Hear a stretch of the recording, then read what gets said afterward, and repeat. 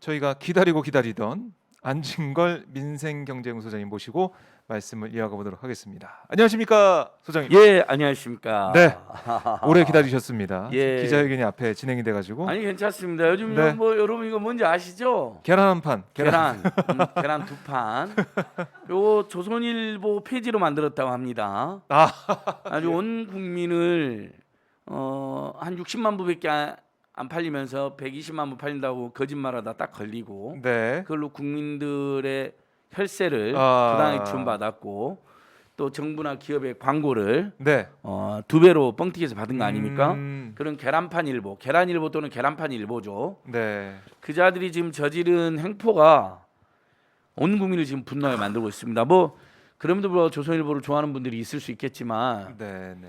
한국 언론 신뢰도가 왜 꼴찌인지 이번에 조금 올랐더라고요. 그 이유가 조중동의 만행이 줄어들어서 오른 게 아니라 네. 그나마 YTN, MBC 아, 다른 우리 국민들 입장에서 조금 박근혜 이명박보다 나아진 언론들에 대한 평가. 네, 그다음에 정부가 팩트 체크를 열심히 하는 거 이런 것 때문에 조금 올라간 거예요. 아, 언론 신뢰도가 꼴찌 수준입니다. 그러니까 뭐 전체를 다 평가하기 예. 때문에 올라갔다. 그래서 제일 불신받는 매체 네. 1, 2등 네, 조선일보, TV조선. 정말 부끄럽죠. 한겨레신문, 경향신문도 반성해야 되는 게 신뢰도가 네. 많이 떨어졌어요. 예전에 비해서. 아, 뭐 다 반성을 예. 언론들이 해야 되겠네요. 그러니까 이 계란판 일보가 네. 저지른 만에 지난주 금요일 날 개국본이나 시민단체들이 공동 고발 기자회견했고요. 아, 고발하셨군요. 예, 오늘 1시에는 네, 주요 언론단체들, 어. 언론노조, 뭐 민원연, 기자협회 등이 다 모여서 네, 조선일보를 강력 규탄하고 아하. 방상훈이 직접 나와서 사과해라. 음, 그 사과도 사과가 아니죠, 여러분. 세상에 그게 어떻게 사과입니까? 무슨 조국 씨 부녀에게 네, 사과드립니다. 말은 그렇지만 니들이 뭐라 하니까 내가 사과해줄게 하는 아주 그냥 단순한 사과 내놓고 무미건조한 멘트. 더 비판을 받더라고요.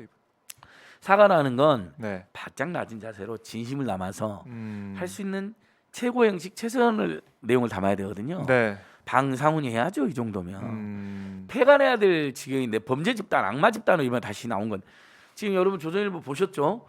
조국 씨 부녀를 조국 장관 부녀를 성매매 사기단, 성매매를 기사. 가장한 사기단이죠. 네, 성매매를 네. 한 게 아니고. 근데 거기에 부녀를 등장시켰다는 것은 음, 그 기사 내용을 보면 딸이 성매매 사기를 치고 네, 아버지가 거기에 응하는 속는 사람으로 나와요. 음, 사파가 기사 내용하고 연동해 보면, 그러니까 네, 사파 그런 그 부정적인 기사에 범죄 기사에 그 두 사람의 사파를 쓴 것도 황당한 일이지만 내용이 그 사파하고 연동해 보면 너무나 표륜적이고 악마적이다라는 것이고 예, 뭐 문재인 대통령에 대한 사파도 여러 번 지금 집어넣은 거로 나오잖아요. 네, 범죄 기사나 부정적인 기사에 그렇습니다. 무슨 코로나 퍼뜨렸던 인터급 기사에 문재인 대통령 사파가 나옵니까? 완전 황당한데 거기에다가 조선일보 영문판 사설에 네, 문재인 대통령이 북한에 대해서 음, 뭐 이렇게 원정적이냐 뭐 이런 지적하잖아요, 보수 쪽에서. 뭐 그렇게 하고 있죠. 그런 주장하고 지적들이 있죠. 할 수 있죠. 네, 근데 남북한 한반도 평화를 이루는 과정에서 당연히 상대방하고 으르렁거릴 수는 없잖아요. 맨날 욕해서는 안 되니까 당연히 원정적이고 유화적으로 나갈 수밖에 없죠. 그 극단주의자들이 이해를 못하는데 이해 못하는 것까지 이해되는데 외국인이 보는 사설의 서킹업이 뭡니까, 서킹업? 그러니까 그것은 그렇죠. 그냥 뭐 사전적으로는 구애한다는 뜻이다 하지만 실제로는 속으로는 훨씬 더 성적인 아주 그걸 노리고 쓴 게 노골적인 아니냐, 그런 단어를 쓴 게 아니냐, 아니, 이런 그 누가 지적이 봐도 나오고 그냥 있죠. 서킹업 그런 빠큐라는 거죠. 그 외국 드라마나 영화에서도 실제로 국내나 다른 나라에서 상영될 때 빠큐나 서킹업 욕이 많이 들어가는데 미국 사람들이 다 그것을 이제 음향 처리, 네, 삐 처리되는 일상에서 많이 쓰면 차마 방송에서 안 할 수 없는 방송에서는 우리도 방송에서 네, 졸라 이렇게 하잖아요. 근데 네. 그 말이 옛날에 이제 어원이 네. 성적 관련 있잖아요. 네. 그러니까 열라 뭐 이렇게 바꾼다든지 아니면 삑 처리하잖아요. 네. 이미 상당히 보편화된 용어다 하더라도 왜냐하면 어쨌든 공적 공간에서 사용할 수 없는 용어들이 있는 것이거든요. 아무리 세속에서 판을 치는 용어다 하더라도 우리가 지켜야 될 룰도 있는 거, 매너도 있고. 그게 박성민 청년비서관이 시험을 안 봤다, 1급이 됐다, 이 비난도 참 과도하죠.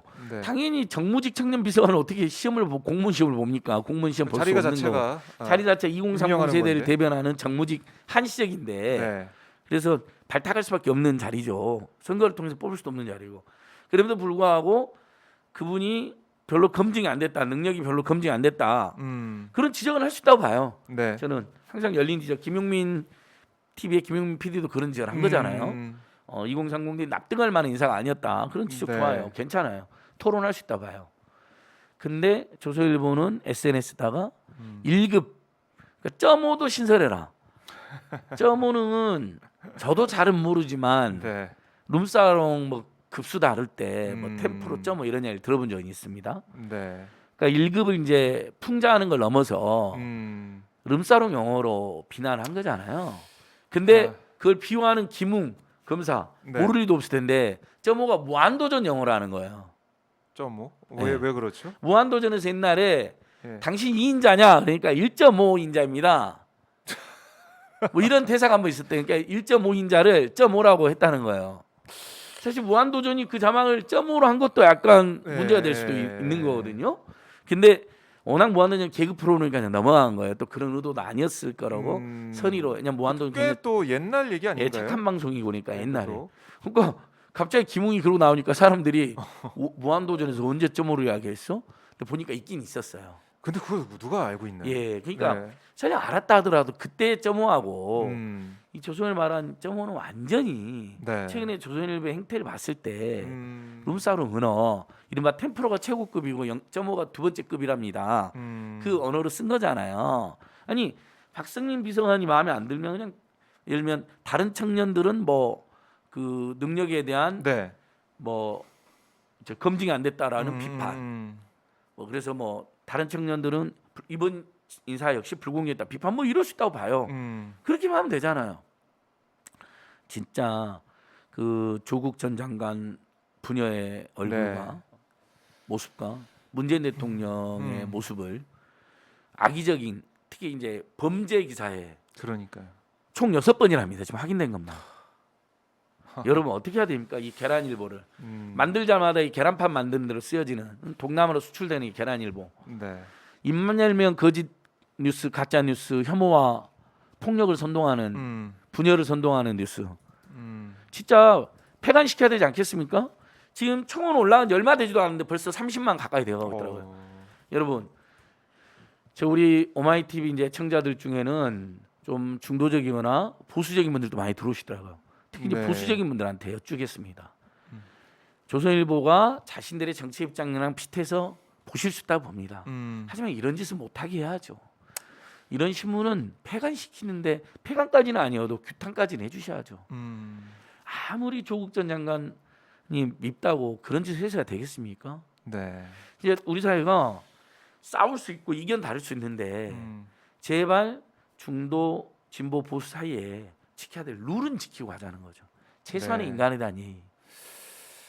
그러니까 그리고 공적 공간에서 써야 될 용어가 있고 네. 서킹업이 뭡니까? 서킹업. 음. 빠큐라는 건데. 그러니까 뭐 이제 뭐 사전적 의미는 여러 가지가 있다 뭐 이렇게 또 얘기도 하고 있지만 그 경우는 네. 빠큐로 쓴 겁니다. 쉽게 말해서.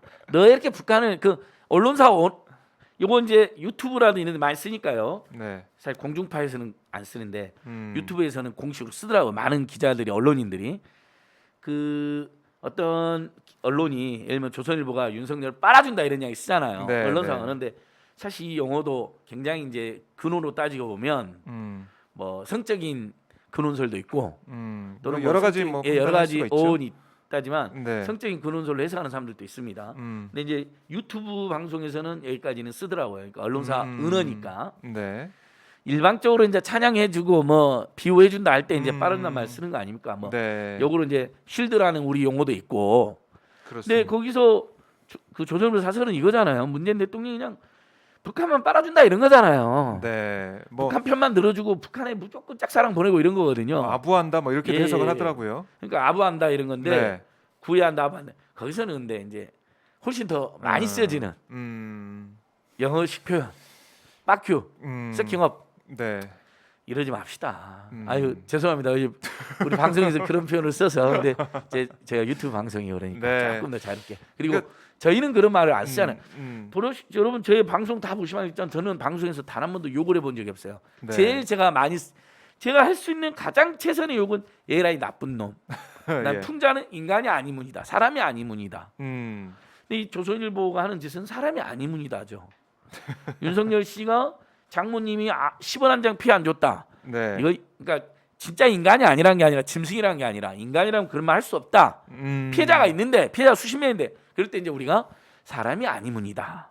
이렇게 이제 이건 풍자잖아요. 개그 콘서트 옛날에 있었고 네. 요 정도 우리끼리 이제 쓰는데 예. 정말 여러분 조선일보 지금 폐간 총원 국민들 분노가 이제 30만 넘어가잖아요. 그러면 벌써 네. 이게 이슈가 되는 겁니다. 그렇죠. 40만, 50만. 이건 언론이 아닙니다, 여러분. 정말 어떻게 이게 언론일 수 있습니까? 네. 범죄 집단이죠. 그렇죠. 근데 저는 오늘 윤석열 씨 이야기를 또 꺼낸 이유가 또 여기 있습니다. 네. 자, 제가 가방 안에 항상 갖고 다니는 거 이거. 그럼 조선일보가 이렇게 악마적 행태를 저지르고 범죄 행태를 저지르고도 네. 뻔뻔하고 그걸 반복하고 그러면서 말도 안 되는 사과 같지도 않은 사과도 남발하는 이유가 국민들로부터 그렇게 지탄받아도 극우 극단주의 세력들의 지지를 받고 있고 국민의힘의 비호를 받고 있고 심지어 온갖 방시 일가나 조선일보가 형사처벌 받을 일도 많았는데 우리가 고발만 하면 윤석열이 장악했던 검찰 시절에 단 한 번도 조선일보 일을 제대로 수사도 기소도 하지 않았기 때문입니다. 조선일보 이런 악마적 범죄적 행태는 윤석열 일당이 키워줬다 네. 해도 과언이 아닙니다. 방상훈을 왜 비밀 독대합니까, 여러분? 윤석열 씨는 지금이라도 방상훈을 왜 비밀 독대했는지 언제 어디서 이제 대선 후보로 나온다는데 본인이 윤봉길 씨하고 윤봉길 의사님하고 윤 씨라는 것만 막 갖고 네. 전혀 행보가 달랐는데 왜 윤봉길 기념관에서 대선 출마 선언하는지도 정말 우리 국민들 열받게 하는 겁니다. 네. 전설적인 항일 무장 투사를 욕보이는 것이죠. 자유민주주의 무슨 극단주의 세력의 비호자로 지금 나오는 것 같은데 네. 왜 윤봉길 의사 기념관에서 합니까? 그 보도도 나왔죠. 기념관을 대관할 때 지금 윤석열 씨 와이프 회사가 지금 대관했다고 나오고 네. 대관했을 때 세미나 행사처럼 이렇게 대략 속여서 대관했다는 의혹도 지금 제기됐습니다. 언론 보도 하나 크게 나왔습니다. 제 생각에 그랬을 수도 있을 것 같아요.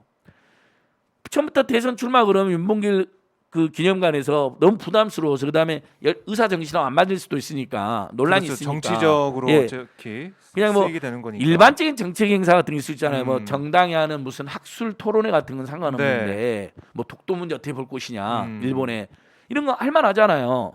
일본 독도 침탈 어떻게 대응할 것이냐, 네. 뭐 방사능 오염수 이런 행사 대선 출마 그것도 비호감이 가장 높은 사람이 지금 출마하는 건데 지금 윤석열 씨의 비호감은 지금 대선 후보 중에 제일 높은 거로 여론조사 몇 개 나왔습니다, 여러분. 네. 그럼 저만 해도 내가 기념관 담당자였으면 저만 해도 이거 쉽게 대관 못했을 것 같아요. 그 정치적인 목적 행사는 또 대관 원칙에 안 되게 되어 있더라고요. 보통 네. 그런 역사적 인물이 논란이 휩싸일까봐 그런 조항들 많이 두거든요. 아하. 그러면 윤석열 씨는 지금 윤봉길 기념관에 사는 것도 윤봉길 의사 기념관에 사는 것도 열받는 거고 부적절하지만 방상훈이를 만난 이후부터 조선일보를 제가 조선일보 방실과의 비리를 고발했던 것들이 전부 지금 수사도 기소도 안 되는데 심지어 부수 조작 우리가 고발했잖아요, 검찰에. 네. 아직도 고발인 조사조차 하지 않고 있어요. 어휴. 제가 고발인입니다, 여러분. 왜 안 부릅니까, 검찰은? 왜 안 부르죠, 진짜? 모르겠어요. 이게 프로세스가 진행이 안 되는 거잖아요. 예, 그 그냥 자체가. 조선일보가 저지르는 범죄는 검찰과 윤석열 집단. 네. 이제 김호수 총장이 왔고 서울중앙지검도 바뀌었으니까 이제는 달라져야 된다고 생각하는데 2,000명이 넘는 검사들 중에 조선일보 방시 일가 비리 하나 처벌할 검사가 없다는 건 너무나 슬픈 일입니다. 그리고 우리가 고발한 게 얼마나 구체적이냐. 네. 자, 의정부에 호화 불법 묘지를 조성했어요. 방실가가 산림대선하고 묘지도 무단으로 넓혔어요. 네. 명백한 불법이지 일반인이었으면 벌써 기소돼가지고 최소 벌금 몇백만 원 나왔을 겁니다.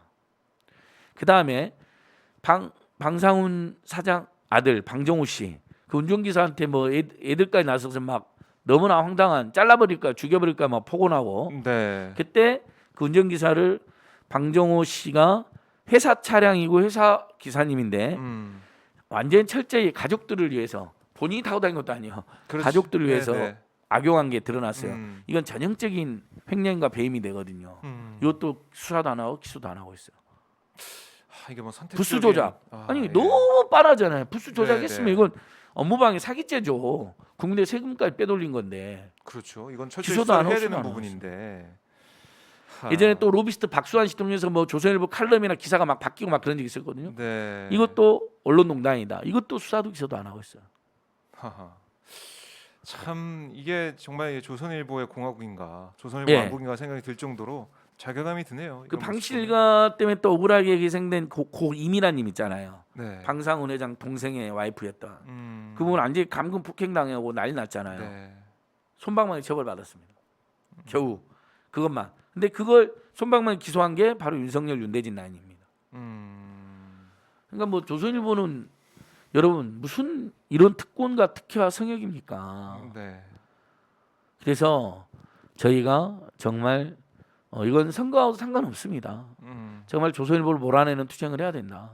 그래서 네. 오늘 또 내일 또 계속 달려갈 겁니다. 예. 자. 근데 그 배후에 윤석열이 있다는 거. 윤석열 씨는 반드시 음. 방상훈을 왜 독대했고 언제 어디서 무슨 내용으로 독대했고 네. 서울중앙지검장 시절인데요. 네. 그 다음부터 조선일보 하는데 모든 수사나 기소가 안 되고 있거든요. 10건이 넘는 고발에 대해서. 그건 윤석열이 방상훈 회장과 짜고 네. 직무유기를 했다는 의혹을 받기 충분하죠. 본인이 만약 그게 아니라면 왜 언제 왜 뭐 때문에 무슨 내용으로 만났는지 낱낱이 고백을 해야죠. 만난 것은 사실입니다. 네. 본인도 부인하지 않아요. 청문회에서 심지어 확인도 부인도 못 해주겠다 그러고 만난 내용도 말 못 해주겠대요. 무슨 방상훈이 뭐 아. 자기 뭐 엄청난 상전인가 보죠. 그러더니 대변인 조선일보 출신, 동아일보 출신, 네. 기자단 간사하는 중앙일보 기자한테 부탁하고 조중동에 비호를 받겠다. 조중동과 난 특수관계다. 그렇게 자랑하고 나오는 거죠. 에라 이 사람 막 새정치를 조금이라도 하겠다는 사람이 아유 새정치에 어차피 관심이 없는 거죠. 네. 자 윤석열 씨는 윤봉길 의사 기념관에서 대선 출마 선언한다는데 지금이라도 철회할 것을 촉구하고 네. 방상훈 친일 반미조 갱의에 앞장섰던 독재 찬양에 앞장섰던 조선일보 방상훈을 만나서 무슨 이야기를 했고 언제 왜 만났고 그 후에 수사를 제대로 안 했는지 네. 그 행태에 대해서 낱낱이 고백해야 될 것입니다. 알겠습니다. 깔끔하게 네. 이 안진걸 소장이 계란일보. 정리해줬습니다. 지금 확 다 찢어버려야 됩니다. 근데 찢어져 진짜. 보세요. 계란일보 찢어집니다. 지난주 금요일 날도 시민들이 조선일 앞에서 조선일보를 사왔어요. 그 실제 엄청난 신문이 대량하면 쌓여 있고 팔지도 않고 있어요. 네. 그러니까 그 뭐라죠 배달도 안 하고 있어요. 배달도 안 하고. 다 그러니까 부스 뻥튀기 한 거죠. 유료 부스가 아닌 거죠. 그거 헐값에 사갖고 자꾸 다 찢더라고요. 근데 계란판도 이렇게 쉽게 찢어지는지 몰랐네요. 그렇네요. 우리 국민들의 가슴을 갈기갈기 찢어놓은 조선일보. 우리 국민들의 전쟁이 이렇게 찢기는 날 오고야 말 것입니다. 네. 예. 자 경고를 또 해주셨습니다. 계란판 일보 패가 나라. 자, 예. 자 조선일보 정리 예. 좀 해봤고요. 이제 민생 이슈로 가야죠. 민생 이슈가 예. 진짜 중요한데. 조선일보에 저희가 분노한 이유 중에 하나가 또 네. 저희가 민생경제 살리기 캠페인 하잖아요. 서민 중산층 독자. 예, 그렇습니다. 항상 그 모든 정책을 반대하고 왜곡하는 게 조선일보입니다. 이러면 건물주들의 임대료를 깎아야 된다 그러면 뭐 시장에 반한다 그러고 네. 코로나 때문에 재난지원금제야 그러면 나라 망한다 그러고 정말 민생경제 살리기에서 단 한 번도 네. 우리 서민 중산층의 편에 서 본 적이 없는 자들입니다. 오로지 재벌 대기업과 투기꾼 편에 서는 집단. 그러니까 그냥 친일 반미조갱이 독재 찬양 네. 이런 것만 문제가 되는 게 아닙니다. 조선일보는. 근데 뭐 문재인 정부에 대한 뭐 맹목적인 혐오와 가짜 뉴스 이런 건 문제가 되는 게 아닙니다.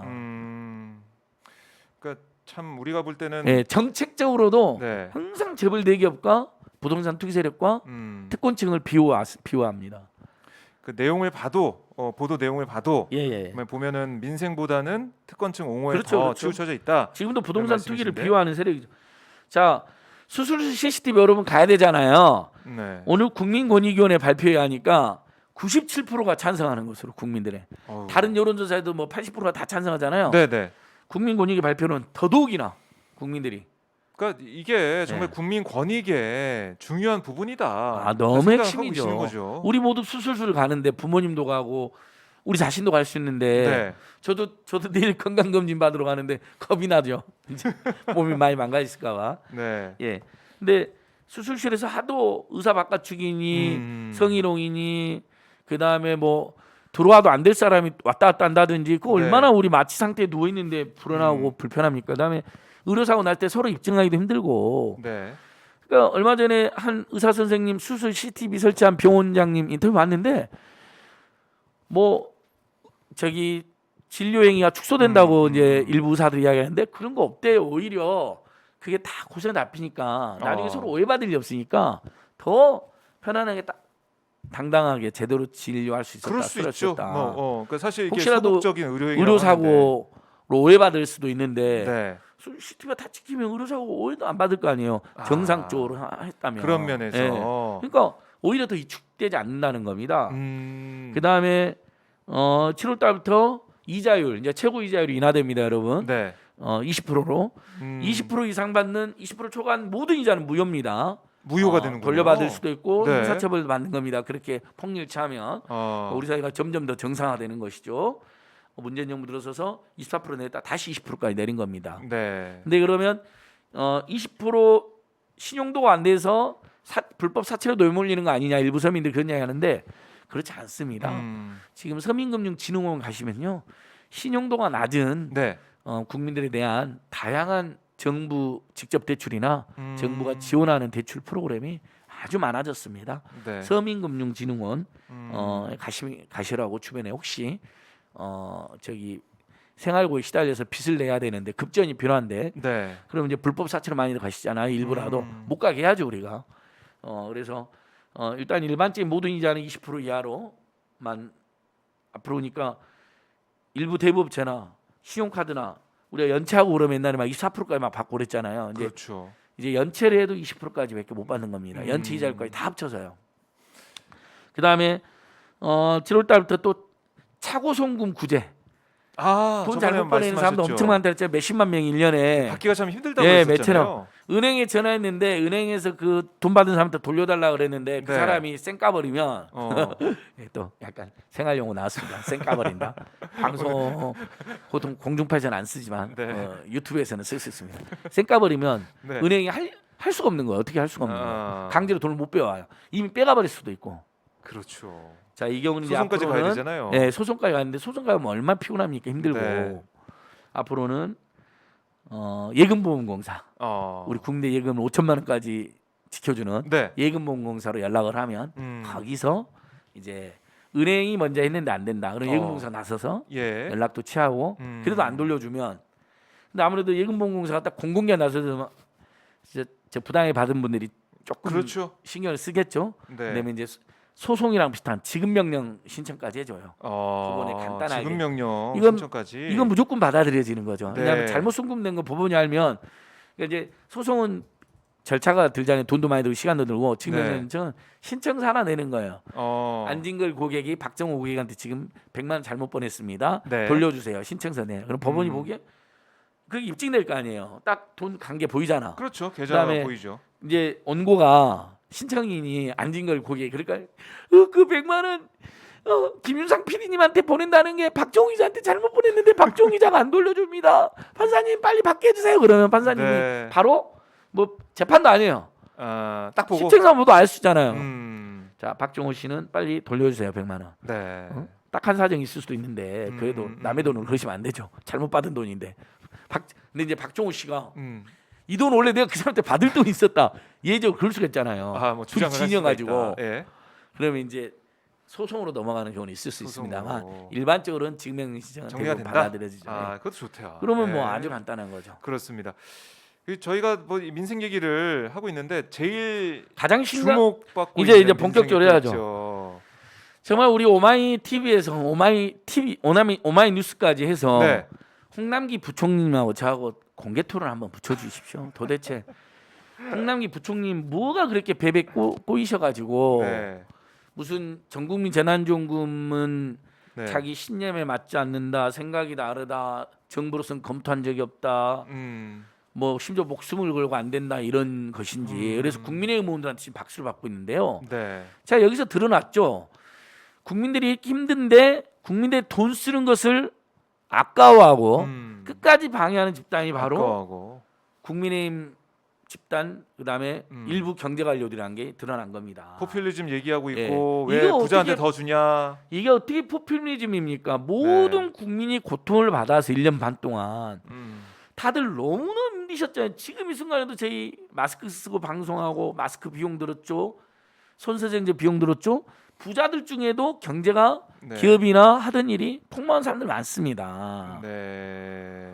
참. 그러니까 자, 여러분, 저도 평소에는 지금 우리가 어르신들에게 기초연금 30만 원씩 주잖아요. 네. 이거 하위소득 70%만 선별해서 주거든요. 그렇죠. 이건 찬성입니다. 저도 음. 한정된 재원에서 잘 사는 노인들한테까지 다 줄 수가 없어요. 노령연금, 기초연금 같은 경우는 하위소득 70%만 줘야 돼요. 네.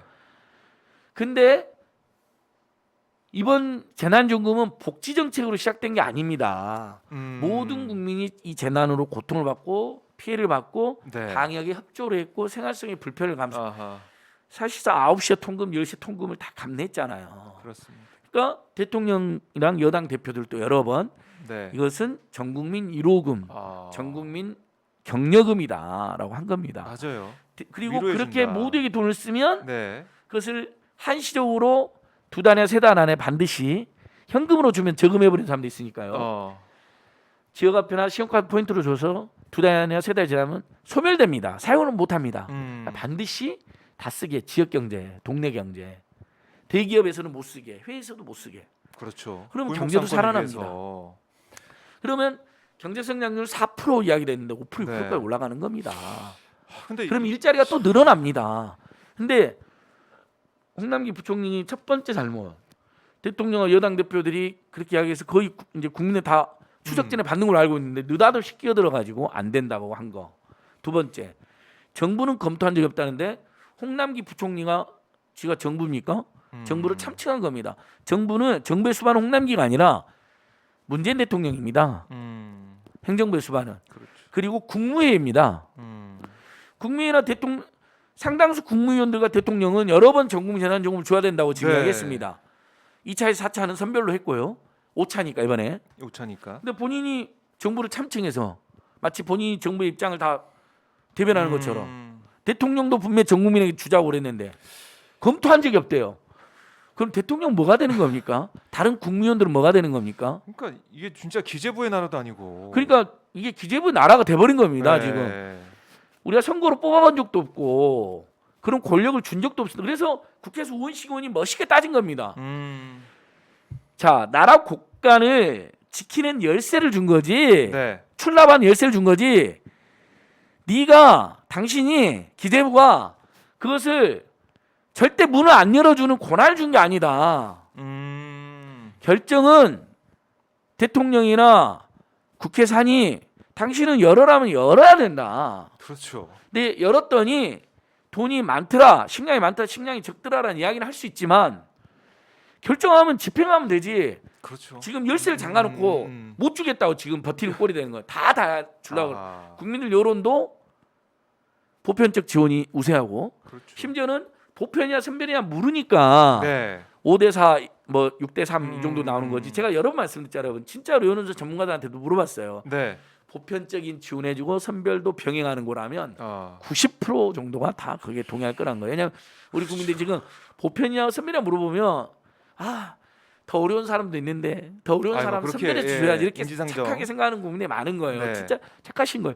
그러니까 그래서 2차 4차를 그렇게 한 거잖아요. 2차 2, 3, 4차는. 근데 이번에 우리 국민들께서는 다수가 다 같이 힘들었으니까 이번에는 진짜 그리고 사회통합이라는 건 그런 거 아닙니까? 부자가 세금도 많이 내고 그런데 항상 모든 지원에서 배제되는데 웬만한 복지 지원에서는 세금만 내는 사람 내고. 네, 세금만 많이 내고 네. 근데 이렇게 재난 때문에 다 같이 힘들었는데 또 여기서 30% 20%를 배제하면 얼마나 이 사람 기분이 나쁘겠습니까? 그리고 이 사람들한테는 한다는 이야기가 신용카드 많이 쓰면 캐시백 10% 줄게. 그걸로 만족해라는 건데 제가 아는 부자 친구들이 다 그 때문에 덜 받았어요. 더 받았어요. 우리는 세금도 내고 예. 재난 때문에 다 같이 힘들었는데 우리는 배제한 다음에 니들은 만약에 돈 조금이라도 받고 싶으면 10만 원이라도 받고 싶으면 100만 원을 더 써야 되는데 네. 그 100만 원이 선심 쓰듯이 정부가 100만 원 줄 테니까 쓰는 거 아니잖아요. 지난 4분의 2분기 때 200만 원을 썼다. 보통 2, 300 쓰겠죠. 사람들이 많이 쓰겠죠. 네. 그럼 이번에 그보다 훨씬 많은 3, 400. 그러니까 빚을 3, 400이나 400으로 더 늘려야지 그때 10% 주니까 뭐 100만 원 더 늘리면 10만 원, 200만 원 더 쓰면 20만 원 주는 건데 네. 그 100만 원, 200만 원 더 쓰는 게 뭡니까? 빚이에요. 그 사람들은. 그러니까 너는 지원받으려면 빚 더 내라. 얼마나 기분 나쁘겠습니까? 전 국민 재난용을 다 준 속에서 네. 어려운 사람들 선별에 더 주고 피해계층을 그다음에 신용카드를 사용해서 캐시백까지 받겠다는 사람들도 캐시백까지 받으면 이렇게 이 세 개가 딱 맞물렸을 때 병행했을 때 신용카드 캐시백도 의미가 있는 거죠. 그렇죠.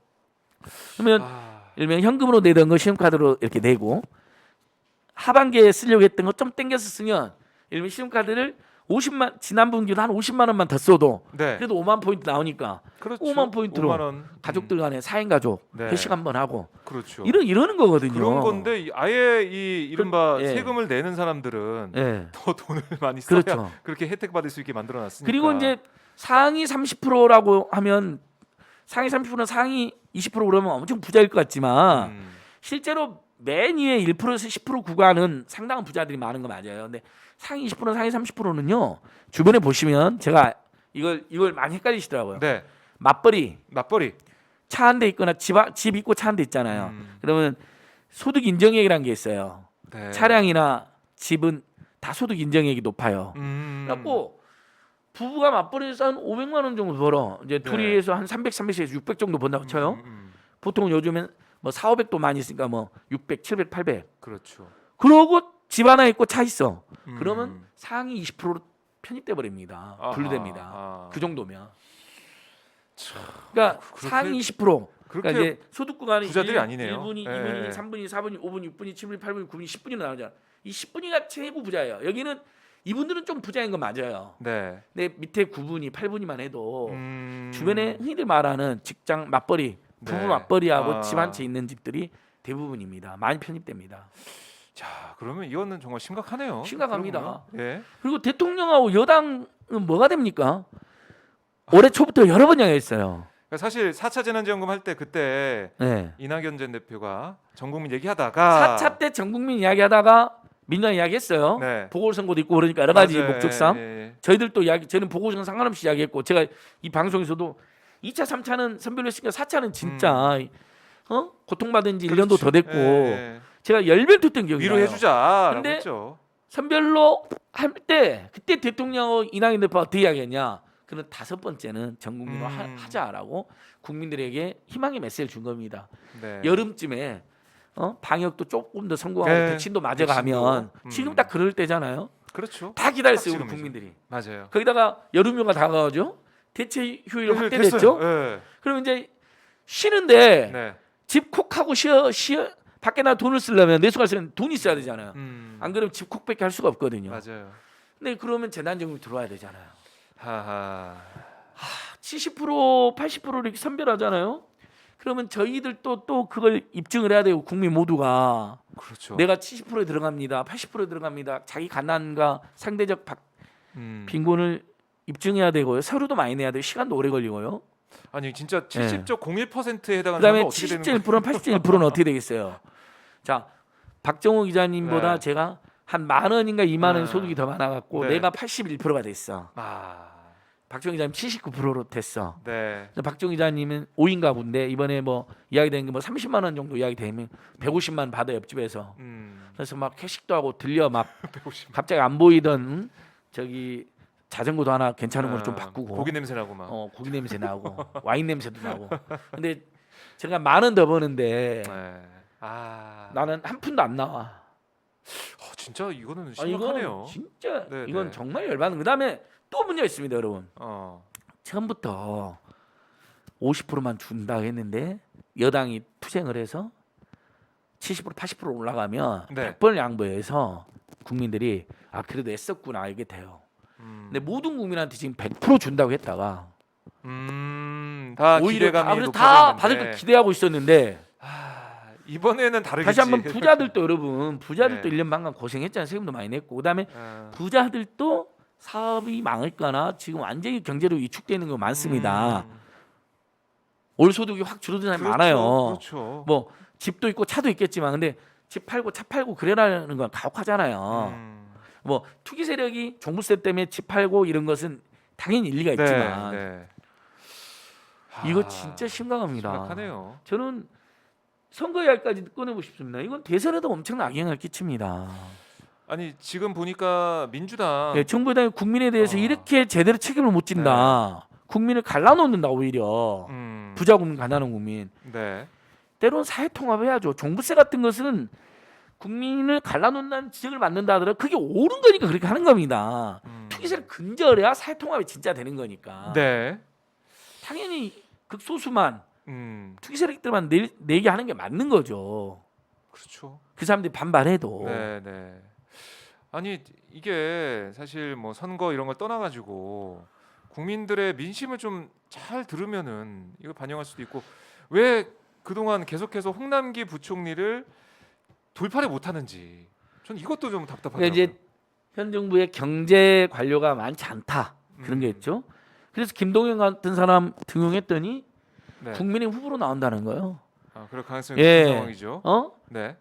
정말 문재인 정부 발탁 인사잖아요. 그 사람도. 그렇죠. 그럴 가능성이 정말 배은망덕한 사람들입니다. 인간적으로도 옳지 않은데 기재부의 철학이 국민의힘이랑 맞는 겁니다. 국민한테 돈 쓰기 싫다.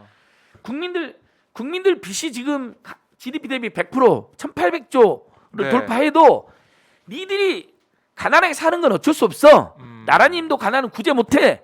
이런 옛날 왕들이 했던 면피성 발언을 들먹이면서 네. 그런 태도를 보이는 거예요. 두 가지 철학입니다. 국민들한테 돈 쓰기 싫어. 나라가 부강해야 돼. 네. 그러니까 가계부채는 늘어나도 상관 안 해. 음. 근데 국가부채는 GDP 대비 45% 선으로 건전해. 네. OECD나 UN이나 IMF가 다 건전하다고 그래. 그래도 돈 안 씁니다. 국민한테 돈 쓰지 않는 철학. 그다음에 국민이 있고 나라가 있는 건데 나라가 있고 국민이 있다고 생각하는 그 봉건 왕조의 철학. 예. 그다음에 왜 부자들에게 돈을 써야 되냐는 천박한 인식. 때로는 부자들에게도 지원해서 네. 국민통합, 사회통합을 하고 우리 국민 모두에게 응원해주는 이 재난지원금 철학에서 정책에 전혀 이해를 못하는 겁니다. 하하. 해본 적이 없거든요, 자기들이. 그리고 국민의힘하고 기재부 일각의 나쁜 놈들은 그런 생각도 했을 겁니다. 선거 앞두고 돈 푸는 거 안 된다라는 주장하거든요. 네, 네. 그러고 그건 있죠. 뭐냐면 예. 이건 선거는 내년 3월이니까 지금 그때하고 별로 상관도 없는 거지만 지지율이 올라가는 게 싫은 거죠. 정부 여당의 지지율이 올라가게 돼 있거든요. 결국에. 이것은요. 왜? 네. 국민들의 삶에 책임 있는 태도를 보인 거잖아요. 결국은 선거에 정부당의 지지율을 계속 떨어뜨려서 선거에서 자리 이겨야 되는데 네. 선거라는 작은 이익 때문에 국민의 이익이랑 국민의 이익, 가계부채를 줄여주는 이익, 코로나 때문에 너무너무 힘들었던 국민을 응원하는 이 엄청난 공익을 네. 훼손하는 겁니다. 정치 몰입애들이죠. 나쁜 놈들입니다. 정말. 선거에서 설령 불리하더라도 국민한테 이익이 된다면 선택을 해야 되는 것이고요. 그다음에 이게 또 정부당한테만 유리한 법이 어디 있습니까? 어차피 진보, 중도, 보수로 대부분 성향이 다른데 네. 이거 한다 해서 갑자기 정부당 지지율이 확 올라가겠습니까? 그다음에 대선 후보가 누군지 확정도 안 됐는데. 그럼요. 이거는 뭐 정치적인 이런 걸 떠나서 논란을 떠나가지고 예. 코로나19로 힘든 우리 국민들한테 그러니까요. 위로해 준다는 차원인데요. 그다음에 이것을 또 이재명식 기본소득이랑 똑같으니까 안 된다고 주장하는 사람들이 있습니다. 아하, 그건 너무 일부 정치적이네요. 여당 내 뭐 이른바 친문 강경파라고 하는 네. 사람 문파라고 막 주장하는 사람 일부도 막 그러고 다니다. 그건 진짜 말이 안 돼. 이재명식 기본소득은 보편적으로 매달 몇십만 원씩 계속 주자는 거잖아요. 그렇죠. 기본 소득 말 그대로. 저도 그 부분에 대해서는 철학은 동의하지만 네. 한국형 기본소득으로 변형해야 된다고 저도 비판하는 사람입니다. 네. 지금으로서는 출산율과 저출산 고령화 제일 어렵기 때문에 그다음에 청년들이 경제적으로 어렵기 때문에 저는 이재명 지사식 기본소득 국민들 모두 주는 것보다는 아동, 네. 신혼부부, 청년, 그 다음에 어르신들한테 그러니까 예를 들면 성인 남녀는 좀 안 받거나 조금만 받고 네. 빈곤노인, 그 다음에 어쨌든 결혼 앞둔 부부나 네. 신혼부부 아이를 낳을 수 있도록 그런 데는 막 팍팍 아동수당도 막 50만 원 또는 심지어 신혼부부들한테는 뭐 아이를 낳는 조건으로 그렇죠. 한 달 100만 원씩. 예. 그러니까 일종의 변형 기본소득이에요. 그러니까 이번 재난지원금 완전히 다른 건 재난 기본소득도 아닌 일시적으로 다 같이 힘들었기 때문에 네. 또 때로는 2차, 4차 선별로 줄 수도 있는 것처럼 그러니까 기본소득하고 관점이 다른 겁니다. 다른 개념인데. 철학적으로 배경도 다릅니다. 네. 딱 한 번만이라도 지원하는 2차 때처럼. 거죠. 지원하는 거죠. 예. 그러다가 모두가 받았는데 더 힘든 사람 또 나와. 그럼 그분들에게는 6차 재난지원금이 나올 수도 있잖아요. 가을쯤에. 그럼 또 피해자들에게 선별에 또 줄 수 있어요. 그럴 수 있죠. 예. 5차는 모두에게 줬다는. 그러니까 이건 기본소득도 다르잖아요. 근데 깜짝 놀랐어요. 제가 글을 보니까 이번 전국민 재난지원금 주장이 이재명식 기본소득에 힘을 실어주려고 그런다는 거예요. 전혀 오해십니다. 아. 오히려 이재명식 기본소득에 저도 비판적인 부분이 있다니까요. 그건 계속 토론하면서 철학과 가는 취지, 거고. 예, 한국형 기본소득 예. 가야 된다. 그렇다면 아동, 학생, 청년, 노인 세대를 집중적으로 네. 넣는 기본소득, 네. 변형 기본소득이죠. 그분들에게는 한 달에 50만 원씩 드리자 이거예요. 어른들은 나머지 계층은 좀 참아도 좋으니까. 네. 아니면 액수를 차등으로 하거나요. 이건 진짜 오해네요. 네, 진짜 오해. 기본소득 아니, 그렇게 위해서 주장하는 사람 전국민재난지원금을. 예. 지금 SNS에 트위터에 보면 그렇게 주장하는 사람도 있어요. 아유. 그러면서 홍남기를 옹호하고 있어요. 아유, 그건 아니죠. 문재인 대통령을 좋아한다는 분들이 문재인 대통령이 지금 뭐라 그랬습니까? 몇 번을 하겠습니까? 그다음에 여당 대표들 이낙연 대표, 송영길 대표가 몇 번을 하겠습니까? 이번에는 전국 재난지원금 필요하다 그러고. 그렇죠. 야, 이 논란을 우리가 계속해서 얘기할 줄 몰랐습니다. 저는 당연히 저도 진짜 너무 열받고. 네, 예. 이거는 그냥 전국민 재난지원금 이번에 간다고 생각했는데 갑자기 또 민주당이 얘기가 좀 달라지면서 무조건 간다고 생각했죠. 무조건. 아니 민주당은 안 달라요. 다행히 네. 민주당 안에서도 흔들리는 사람이 일부 있는 것 같더라고요. 네. 대다수는 지금 홍당기 부총리를 해임 건의를 해서라도 우원식 의원님 너무 이분이 너무 착해. 마음은 해임 건의하고 싶대요. 네. 마음으로 마지막에 실제 해임 건의 하셔야 됩니다. 이 정도면. 이수진은 동작 이수진은 네. 해임 건의 추진할 수 있다 그랬는데 추진할 수 있다가 아니라 추진해야 됩니다. 진짜 민주당 정신 정말 차려야 됩니다. 상당히 저는 비판하고 싶습니다. 네. 아니 경제부총리가 그렇게 나온다는 이유만으로 흔들리고 네. 무슨 80% 90%로 타협하려고 그럽니다. 이건 타협하면 안 됩니다. 진짜 다 같이 고생했잖아요. 국민들이. 왜 이걸 그렇죠. 배제합니까? 그다음에 더 큰 피해자들이나 복지정책 때 그때 선별해서 하면 되잖아요. 무조건 다 보편적으로 주자는 게 아니거든요. 너무 답답하네요.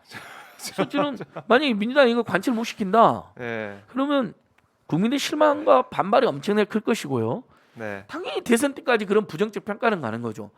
지난 재보궐선거도 네. 부동산이나 민생 문제나 청년 문제가 영향 많이 끼친 겁니다. 그 문제가 뭡니까? 생활고 민생고 때문에 생긴 맞아요. 문제거든요. 네, 그게 제일 크죠. 지금 생활고 민생고 문제 해결한 특효가 뭡니까? 그다음에 재정 문제 또 거론한 사람도 있는데 지금 상반기에만 세수가 40조가 더 거쳤습니다. 써야죠. 국민들 왜 돌려드려야죠. 써야죠. 자, 네. 이거 빚도 갚아야 된다냐 이러는 빚도 갚을 수 없죠. 1차 때 14.3조였잖아요. 네. 자, 2차 때 저는 두 번째 전국민재난 좀 더 줘야 된다는 주장을 하니까 1년 반 동안 고생하셨으니까 아하. 국민 1인당 40만 원씩 주잖아요. 그러면 4인 가구 기준 160만 원입니다.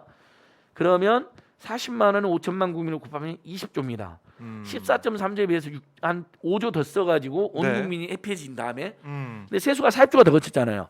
나머지 20조로 네. 한 5조에서 10조는 피해계층이나 피해업종, 더 여행, 두텁게 뭐 지원하고. 중소상공인, 예. 여행, 음. 뭐 그다음에 저기 공연, 전시, 영화 다 망했잖아요. 이런 분들 좀 더 도와주고 추가 네. 보편하고 선별이 결합되는 거죠. 그렇죠. 모두는 조금 1인당 40만 원, 어려운 분들은 선별해서 1인당 뭐 500만 원이라든 뭐 600만 원, 지금 700만 원 안팎도 이야기됩니다. 혹시 많이 주잖아요. 네. 이게 믹스가 되는 거죠. 합쳐지고 음. 그 다음에 그래봐야 또 10조에 15조 남잖아요. 빚 갚으면 돼. 그걸 빚 갚으면 되잖아요. 이거 명확한데. 예, 명확합니다. 무슨 우리가 지금 빚을 내서 하자는 것도 아니에요. 예. 참 이 방송을 좀 민주당 의원들을 포함해서 보셔야 되고 다 보셔서 진짜 홍남기 부총리님, 기재부 아셔야 돼요. 선생님들 네. 정말 국민을 위한 길이 무엇입니까? 음. 국민들 지금 가계부채 1,800조 됐습니다. 빚내서 생활하고 있습니다. 집집마다 평균 가계부채가 8천만 원 안팎입니다. 네. 이자도 몇십만 원씩 나옵니다. 아하. 이걸 멈추려면 국민한테 지원을 해줘야 될 거 아닙니까? 음. 홍남기 부총리 말 중에 딱 하나 일리는 거고요. 저소득층 어려운 사람 더 도와줘야 되는 거 아니야? 더좀 그러자고요. 그러니까 모두 도와준 다음에 저소득층들하고 피해계층은 좀 더 주자 제가 이야기하지 않습니까? 네. 둘 중에 양자택일의 문제가 원래 보편과 선택은 선악의 대결 구도도 양자택일의 문제도 아닙니다. 경우에 따라서는 선택적으로도 하고 경우에 따라서는 보편적으로도 하고 우리가 아동수당은 모든 아이는 우리 모두의 아이니까 보편적으로 네. 하잖아요. 근데 노인은 모든 노인은 우리 모두의 노인이라 안 하잖아요. 음. 그러니까 할수록 70%만 주잖아요. 이렇게 친환경 무상급식이나 이런 거 같이 하면서 네. 학생 교육 이런 건 보편적이기 때문에 아. 고등학교 무상교육 이런 거 다 같이 무상으로 하잖아요. 부자도 그렇죠. 그렇죠. 부자 아이들도 지원을 받으면서 사회통합이 되고 국가의 소중함도 알아야 되고 교육비를 급식비 밥을 이렇게 먹는구나 보통 서민이나 중산층들도 네. 이것마저 부담되는 사람들이 있구나 그러면서 사회를 더 이해하게 되는 거거든요. 맞아요. 아이들끼리 통합이 되고 네. 근데 어른들은 그렇게 우리가 안 하잖아요. 하이속 70%만 주고 있어요. 기초연금도요. 그러니까 그게 다 이유가 있는 겁니다. 어른 자기 책임 일부 있는 겁니다. 그다음에 어른에게는 교육적 효과가 별로 교육이 아니잖아요. 네. 근데 친환경 무상급식이나 고교 무상급 다 교육이잖아요. 교육이죠. 대학생도 지금 선별해서 주고 있거든요. 하이소득 80%만 예. 교육가 한정된 재원에서 저수제 좀 더 주는 겁니다. 일리 있잖아요. 근데 고등학교까지는 안 그래요. 왜? 보편적인 교육과정이니까 대학은 다 가는 건 아니니까 선별로 하는 거고. 예, 그러니까 예. 다 모든 정책에 네. 장단점이 있고 일리가 있는 겁니다. 네. 그러니까 이번 5차만 정문에 주자 이겁니다. 약속도 했으니까. 약속도 있고. 아니 진짜 1년 국민들이 반간 기대하고 정말, 있고. 정말 고생들 많이 하셨잖아요. 그리고 세계적인 방역 모범국이 되셨잖아요. 네. 됐잖아요. 그래서 근데 그건 누가 희생했냐, 누가 협조했냐? 우리 네, 국민들 네. 모두 희생 협조했잖아요. 근데 일부만 준다?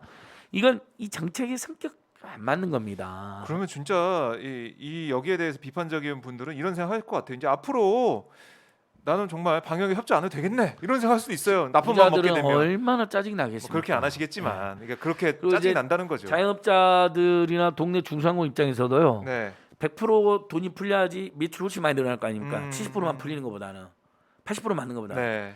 근데 지금 자영업자들은 소급 적용 이번에 안 되거든요. 맞아요. 손실보상에서. 네. 그 지금 이미 그걸로 많은 박탈금을 안고 있는데 다만 이분들이 버티는 건 이제 전국민 재난지원금이 나오면 이제 그걸 받고 일단 나중 피해 돼서. 2월 중순부터 피해는 보상금이 나온다 그랬잖아요. 네. 그걸로 뭐 많게는 700만 원 안팎 받는다고 나오잖아요. 그거 받고 전국민 재난지원금 받은 다음에 네. 전국민 재난지원금 나온 다음에 그것이 아하. 압도적인 매출 증대로 이 세 가지를 기다리고 계시는 거거든요. 네. 그래서 그분들도 전국민 재난지원금을 주장하고 있는 이유가 그겁니다. 매출 증대가 확실하니까. 그러니까 눈에 보이는 건데 네. 이게.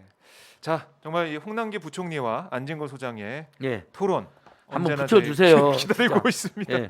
그럼 쿠팡 네. 쿠팡 이야기하고 마무리해야죠. 네.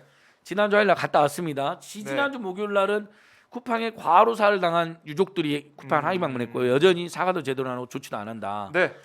심지어 이번에는 쿠팡이츠가 배달앱 하면서 점주님이 그 횡포에 숨진 일까지 있었잖아요. 예. 댓글도 못 달기는 환불규정도 없고. 그렇습니다. 자, 이것 때문에 지난 화요일 갔다 왔는데 그러니까 쿠팡 문제는 제가 여러 번 말씀드렸으니까 여러분 네. 간단히 정리합니다. 자, 쿠팡 지금 네. 물류센터, 배송센터, 배달앱, 뭐 쿠팡 플레이, 네. 그다음에 쿠팡 뭐 화재 관리, 음. 노무 관리 모두 다 문제가 된 겁니다. 쿠팡이 맞아요. 지금 우길기도 팔았죠. 뭐 너무나 심지어 쿠팡 물류센터 일하다가 코로나 걸리신 분의 배우자가 지금 사경을 헤매고 있는데 네. 거기에 대해서도 치료비도 안 주고 지금 문제가 되고 있거든요. 맞습니다. 너무나 수십 가지 문제가 있는데 근데 쿠팡이 제가 망하길 바라는 게 아니잖아요. 음. 제2의 남양유업이나 제2의 대한항공 사태처럼 되기를 바라지 않습니다. 네. 거듭나서 더 발전하면 좋잖아요. 음.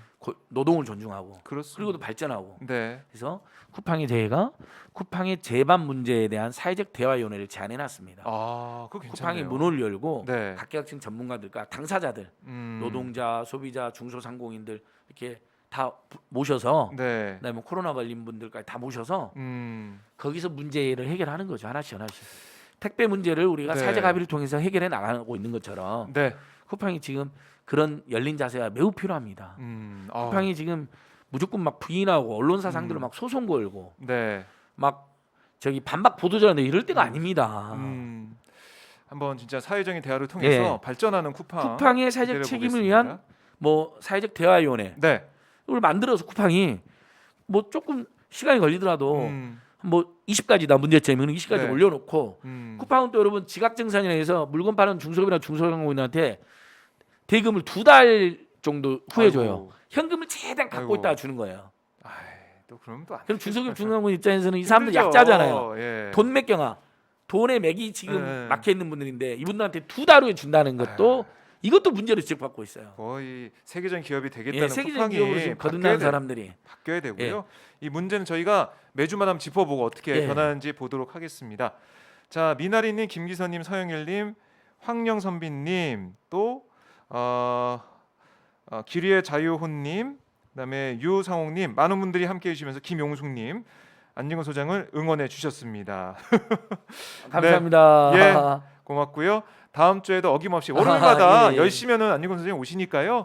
저희 오마이TV 오셔서요. 예. 함께 얘기해 주시고 의견도 주시고 또 좋은 얘기 있으면 박수 쳐 주시고 공유도 많이 예. 해 주시면 고맙겠습니다. 많이들 돌아와 주시고 홍보도 해 주시고요. 네. 오마이TV 구독하기, 좋아요, 홍보하기, 댓글 달기, 네. 실시간 채팅, 네. 그다음에 슈퍼챗. 아유, 슈퍼챗이 어려우시면 오마이 클럽, 네. 시마이 클럽. 시마인 클럽. 저 그거 네. 홍보대사 하러 나섰는데 시마인 클럽이요? 아직은 네. 노출이 안 됐나 봐요. 오마이 10만 클럽에서 연락이 왔어요. 네. 홍보대사로. 여러 명 홍보대사가 있는데 네. 그 중에 저도 릴레이로 참여해달라고 해서 좋습니다. 사진이랑 보내드렸는데 네. 아직 제가 한번 체크를 예. 해보겠습니다. 다음 주에 한번 여러분 보여드리도록 오마이 하고요. 10만 클럽 꼭 가입돼 주시고요. 네, 고맙습니다. 자, 안재훈 선생님 또 바쁘시니까 제가 보내드리고 예. 다음 주에도 건강한 모습으로 예. 뵙도록 하겠습니다. 1시에 조선일보 앞에 규탄 네. 집회, 폐간 아. 축구 집회. 저희 오마이TV도 갑니다. 고맙습니다. 오마이TV 그 현장 예. 여러분께 보내드리도록 폐간 하겠습니다. 청원 여러분 100만 원으로 갑시다. 네, 고맙습니다. 고맙습니다. 다음 주에 뵙겠습니다. 네, 안녕히 계세요. 네. 감사합니다. 수고 네. 많으셨습니다.